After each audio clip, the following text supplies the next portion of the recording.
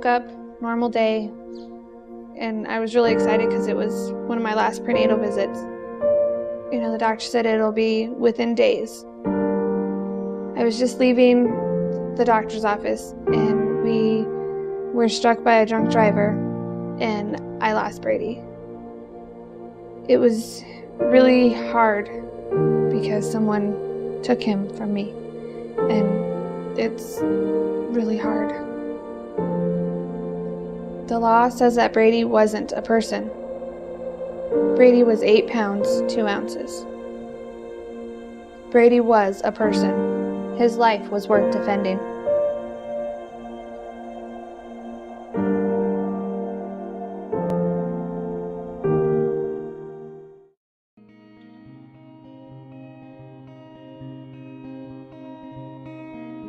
On top of dealing with the death of my son and planning his funeral, I find out that the man responsible for taking Brady, for the death of Brady, is not being charged with it because the law says that Brady was not a person. And for them to sit there and say that Brady was not a person is just ridiculous to me, because I saw his heartbeat on the ultrasound. I saw everything about him. And just because Brady didn't take a breath, they say he wasn't a person. They say that a baby has to take a breath to be considered a person. Well, Brady was a person. He was an active baby with a personality already, and his chance to take a breath of life was taken from him by this accident.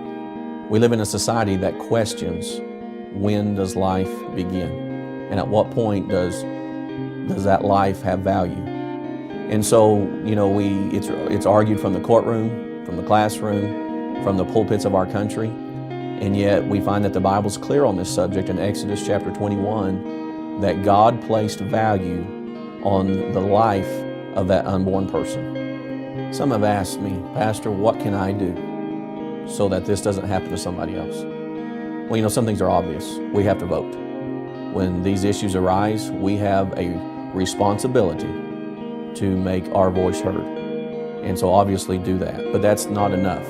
We have to talk to our neighbors. We have to talk to our friends. We have to talk to our family, our fellow churchgoers, even our pastors. We have to let them know. We have to change our mindset about this. We can't be silent any longer. And that's the reason we are where we are, is we've been silent. And so it's an absolute must that we get involved and that we let our voice be heard, so that there's not another Brady that loses a life that goes unrecognized.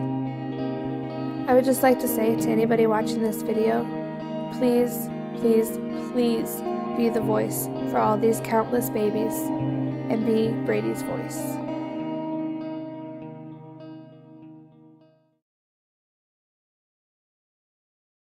Heather Cervic was at the Capitol in Denver today, where she fought for a law to ensure that all unborn victims of homicide are considered people. For Heather, this story is deeply personal. She was just days away from giving birth to a boy last July when she was hit by a drunk driver. She lost the baby, and state law prevented authorities from charging the drunk driver with her unborn baby's death. Heather, I just have to say, even talking about your story, it is hard to comprehend, even think about comprehending what you went through. How has it been every day since then? I mean, those were the last few days where you were probably full of excitement, right, about meeting him. Yeah, I was super excited.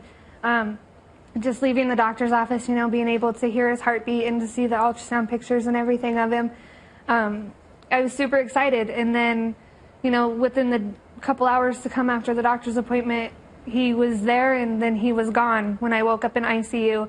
And that was horrible. It was an absolute horrible experience. And so now my mom and I are just trying to push forward and to just use our story and use Brady as a way to get some recognition that this goes on a lot and that we need to do something about it.